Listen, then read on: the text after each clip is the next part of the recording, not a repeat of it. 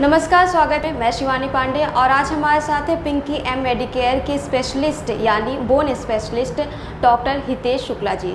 इनसे हम आज स्लीप डिस्क से संबंधित महत्वपूर्ण चर्चाएं करेंगे। सर, बहुत बहुत स्वागत है आपका हमारे शो में। जैसा कि हम सभी जानते हैं कि टेक्नोलॉजी जितना बढ़ रहा है उतना ही ज़्यादा मनुष्य को बीमारियाँ भी घेर रही हैं। लगातार एक पोजिशन में बैठ के काम करना या लगातार काम करने की वजह से हड्डियों की बहुत बड़ी समस्याएँ देखने को मिल रही है। तो स्लीप डिस्क का मुख्यतः लक्षण क्या है?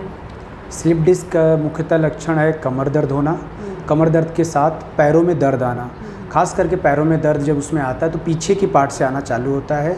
कमर से आते हुए आपके पीछे के पार्ट से दर्द आते हुए घुटने के नीचे से जाते हुए जाना चाहिए। वो आपके एडी तक जाना चाहिए या एडी के नीचे जो आपका फुट है उसके डॉर्सल एस्पेक्ट या वेंट्रल एस्पेक्ट पे आना चाहिए। नी के नीचे पेन जाता है तभी उसको मेन तरह से डिस्क का प्रॉब्लम आना जाता है। सर, ये तो हो गई लक्षण के बारे में। अब स्लीप डिस्क होने का कारण क्या है? स्लीप डिस्क होने का कारण देखिए मुख्यतः यह है कि उसकी एक एनाटॉमिकल लोकेशन की वजह से जो गादी के पोस्टीरियर लॉन्जिट्यूडिनल लिगामेंट होती है, जिस लेवल पे मुख्यतः होती है L4 L5 लेवल पे और अल्फा S1 लेवल पे, उस लेवल पे जो पोस्टीरियर लॉन्जिट्यूडिनल लिगामेंट होती है काफ़ी वीक होती है। वहाँ वीक होने के कारण जो दो हड्डियों के बीच में गादी होती है उस पार्ट से पोस्टीरियर लैटरल डायरेक्शन में माइग्रेट कर जाती है। इट्स मतलब ये एनाटॉमिकल ही उसकी वीकनेस है जिसकी वजह से हो जाती है। दूसरा चीज़ एक्सरसाइज, जैसे कि आप एक्सरसाइज रेगुलरली करके आप अपने कोर मसल्स को स्ट्रॉन्ग करते हैं तो उनमें नहीं होता, लेकिन आपके फॉल्टी पोजीशन की वजह से होता है। जैसे पेशेंट कोई भी सडनली वेट उठा लेते हैं, इसकी वजह से फिर वो बोलते हैं कि हमारे कमर में मोच आ गई या कमर में हुक आ गया और साथ में उसके पैरों में दर्द आना चालू हो जाता है। तो मोस्टली ये होता है और ये ज़्यादा करके यंग एज में पाया जाता है, 30 से 50 साल की उम्र में ये पाया जाता है। और एक चीज़, स्लिप डिस्क के लक्षण कभी भी एक पैर में आते हैं, वो कभी भी दोनों पैर में जल्दी नहीं आते। जब वो दोनों पैरों में आ रहे हैं वो स्लिप डिस्क मतलब अब लंबर कैनाल स्टेनोसिस बन गया, जिसमें आप बोलते हैं कि जो स्पाइनल कॉर्ड है वो चारों तरफ से दब रहा है। दूसरी चीज़ एक और है, स्लिप डिस्क के साथ एक आपका होता है कि कोनस मेडुलरी सिंड्रोम होते हैं, आपको कॉर्डा इक्वाना सिंड्रोम होती है। ये दो इमरजेंसी वाली चीज़ें होती है। जैसे कि कॉर्डा इक्वाना जो सिंड्रोम है ये एक स्लिप डिस्क का ही टाइप है, लेकिन ये इमरजेंसी होता है। इसमें क्या होता है, सेंटर में से नॉर्मली डिस्क हमारी जो होती है वो लैटरल में से निकलती है, पोस्टेरो लैटरल निकलती है। जब इसमें डिस्क आपकी सेंटर से निकलती है तो कॉर्ड को कंप्रेस करती है।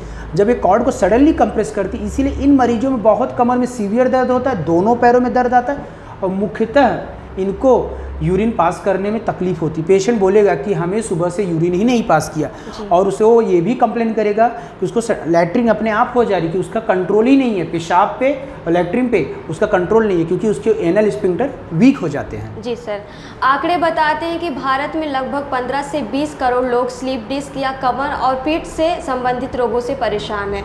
जानना चाहेंगे कि इसमें 30 से 50 वर्ष के युवाओं और इनके मध्य के लोगों का क्या कारण है? आखिर क्यों बुढ़े कम और नौजवान इसके ज़्यादा शिकार हो रहे हैं? मैडम, जैसा कि आपने पूछा, इसमें यंग एज में इसलिए होता है, जो डिस्क होती है वो 30 से 50 सालों की उम्र में हाइड्रेटेड होती है। जैसे जैसे उम्र बढ़ती है तो जो डिस्क होती है उसके अंदर जो फ्लूइड होता है वो कम होता है, जो पानी होता है, हाइड्रेशन वाले पार्ट कम हो जाते हैं।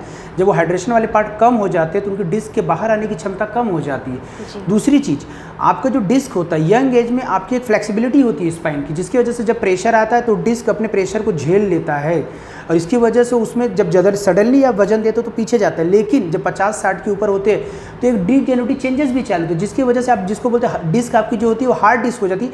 जब हार्ड डिस्क बन जाती है तो वो आगे माइग्रेट नहीं होती, वो पीछे प्रोट्रूजन नहीं करती है। मेनली ये इसीलिए यंग एज का प्रॉब्लम है, 30 से 50 साल। सर, तो क्या ये महिलाओं में ज़्यादा देखने को मिलती है? यस मैडम, बिकॉज क्योंकि महिलाओं में इसलिए ज़्यादा देखने को मिलती है कि बिकॉज जो फीमेल पेशेंट होती हैं उनमें जो पेल्विस की पोजीशन होती है वो टिल्टेड होती है, एंटीवर्टर टिल्टेड होती है, एक चीज़। दूसरा, फीमेल्स के जो वेट होते हैं, जो पेल्विस के स्ट्रक्चर होती है उसकी वजह से, और महिलाओं में एक तरह से ऐसा देखा जा सकता है कि उनमें ये कॉमनली पाया जाता है।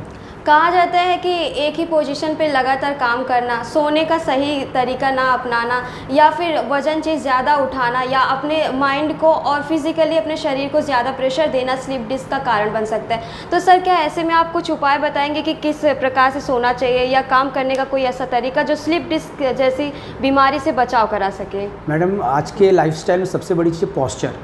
हमें जब हम किसी भी चीज़ के लिए, जो भी स्पाइन की चीज़ें हैं, आपका पोस्चर बहुत इंपॉर्टेंट होता है। चाहे अपने घर के चेयर लीजिए, चाहे अपने कार की आप पोजीशन लीजिए बैठने की, आपकी चेयर बहुत स्ट्रेट होनी चाहिए। सबसे पहली चीज़ होती है कि इसमें आप एकदम स्ट्रेट बैठे, हमें एकदम स्ट्रेट तन के बैठना चाहिए, जिससे होता है आपका बॉडी वेट एक पोजीशन में जाए। दूसरी चीज़, हम फॉल्टी टेक्निक से हम जैसे वजन उठा रहे हैं, कोई घर का हैवी काम कर रहे हैं, हम क्या करते हैं अपने नी को और हिप को स्ट्रेट रख के वजन उठाते हैं, जो कि एक गलत पद्धति है।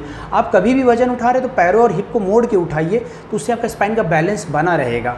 दूसरी चीज़ें होती हैं जैसे आजकल के रोड्स की वजह से भी होती है, जब आपकी रोड्स अच्छी नहीं होती या जो जर्की मूवमेंट होती है उसकी वजह से भी स्लिप डिस्क होता है। और ये एक मेनली रीज़न है कि यंग एज में जो देखते हैं, जो बाइकर्स होते हैं, जो बाइक चलाते हैं 10 साल 15 साल से, वो हमेशा कंप्लेन करते हैं कमर में दर्द बना रहता है। एक्चुअली वो डिस्क के डैमेज की वजह से होता है, उसमें एंड प्लेट डैमेज होने लगता है, जो डिस्क के नीचे की लेयर होती है उसमें डैमेज होता है। आप उसमें एक्सरे करोगे तो आपको नॉर्मल मिलता है, जब MRI करते हो सिर्फ ये मिलता है कि डीजेनरेटिव चेंजेस हो रहे हैं या आपके डिस्क के चेंजेस आ रहे हैं, उसकी वजह से पेन हो रहा है। मैडम सर, तो क्या इसका एकमात्र इलाज ऑपरेशन है या दवाई से भी इसको सही किया जा सकता है? मैडम आपके इन्फॉर्मेशन के लिए, डिस्क जो स्लिप डिस्क है उसमें 2 तरह होते हैं, एक होता है एक्यूट, एक होता है क्रोनिक। जब कोई बीमारी 6 हफ्ते से ज़्यादा चले उसको क्रोनिक बोलते हैं। एक्यूट डिस्क को ऑपरेट करने की ज़रूरत नहीं होती, चाहे उसकी साइज़ कितनी भी बड़ी हो। एक्यूट डिस्क को आपको ऑपरेट नहीं करना है, पेशेंट को बेड रेस्ट देना है, पेशेंट को कंजर्वेटिव आपको ट्रीटमेंट देना है, जिसमें आप डिपेंडिंग ऑन द सीवियरिटी आपको सॉल्यूमेड्रॉल या बाकी जो भी इंजेक्शंस होते हैं, मल्टीविटामिन, गाबापेंटिन या प्रीगाबालिन आप दीजिए। एक्यूट डिस्क को आप कंजर्वेटिव ट्रीटमेंट करिए। लेकिन अगर पेशेंट को किसी भी प्रकार की न्यूरोलॉजिकल सिम्टम्स है, जैसे कि उसके पैरों में वीकनेस आ रही है या उसके पेशेंट को बहुत ज़्यादा सीवियर पेन हो रहा है, अगर आप 2-3 और एक चीज़ और होता है, हम एपिड्यूरल इंजेक्शन भी अप्लाई करते हैं, वो भी एक तरह से समझिए कंजर्वेटिव ट्रीटमेंट का ही पार्ट है। नीडल का इंजेक्शन है, सियाम गाइडेड आप उस इंजेक्शन को पेशेंट को इंजेक्ट कर सकते हैं। अगर उससे भी अगर आप 1-1 महीने में इंजेक्शन देने के बाद 3 महीने इंजेक्शन के बाद अगर पेशेंट कंजर्व नहीं होता, पेशेंट को सर्जरी के लिए जा सकते हैं। बहुत ही सेफ सर्जरी है। बिल्कुल सर।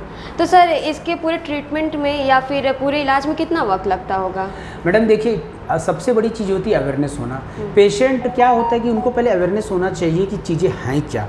अगर उनको बीमारी के लक्षण पता चल जाए, उनको बीमारी के बारे में पता चल जाए, तो ये जो इलाज होता है मैडम, मान के चलिए ऑपरेशन के बाद आपको 6 हफ्ते तक लगते हैं।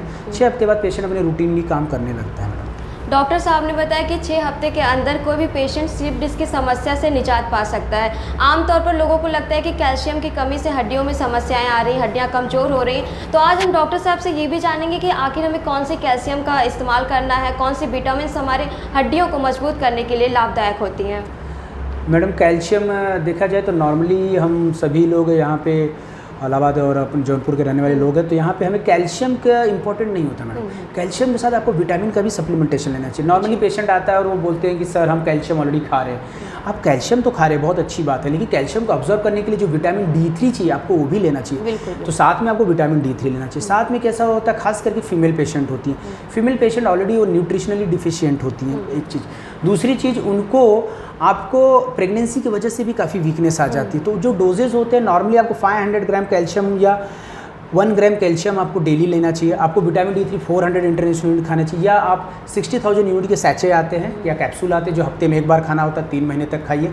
साथ में सप्लीमेंट्स में आप विटामिन C ऐड कर लीजिए, आप मल्टीविटामिन खाइए। सबसे बड़ी चीज़ होती है कोर स्ट्रेंथनिंग एक्सरसाइजेस करिए, कमर की एक्सरसाइजेस करिए, जैसे आप प्राणायाम करते हैं उसी तरह कोर स्ट्रेंथनिंग एक्सरसाइज जिसमें आप एब्डोमिनल मसल्स की एक्सरसाइज करते, साथ में अपने पेल्विस मसल की करते और पीछे की जो कमर की मसल्स है उसकी एक्सरसाइजेस करते हैं। मैडम सर कुछ डाइट के बारे में जानना चाहेंगे कि इन विटामिन को कौन से भोजन में शामिल किया जाए कि उन्हें प्राप्त हो सके? मैडम डाइट्स में देखा जाए तो आप किसी भी विटामिन के लिए जाएंगे तो आपको पता है विटामिन 2 ही तरह के होते हैं, एक होते हैं वाटर सोल्यूबल, एक होते हैं लिपिड सोल्यूबल। इसका मतलब है लिपिड सोल्यूबल मतलब आपको जो भी आपके भोजन जो भी आप कर रहे हैं उन चीज़ों से मिलेगा, और जो वाटर सोल्यूबल है एक तरह समझिए आपको हरी सब्जियों से मिलेंगे, आपके वेजिटेबल्स में। आप हरी सब्जियों का सेवन करिए।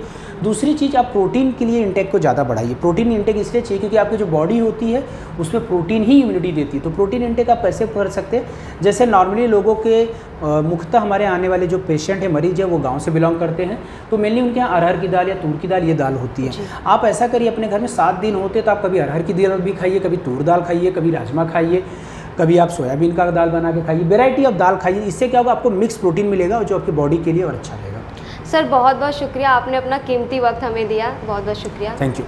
आपने देखा कि डॉक्टर हितेश शुक्ला जी ने हमें तमाम जानकारियों से अवगत कराया। इन्होंने बताया कि एक्सरसाइज करना बेहद ही ज़रूरी है, साथ ही हम बिना ऑपरेशन के स्लिप डिस्क की समस्या से निजात पा सकते हैं। इसके साथ ही हमें प्रोटीन वाले भोजन को अपने डाइट में शामिल करना चाहिए। ऐसे ही तमाम जानकारियों से हम आपको रूबरू कराते रहेंगे। आज का एपिसोड यहीं तक है। नमस्कार।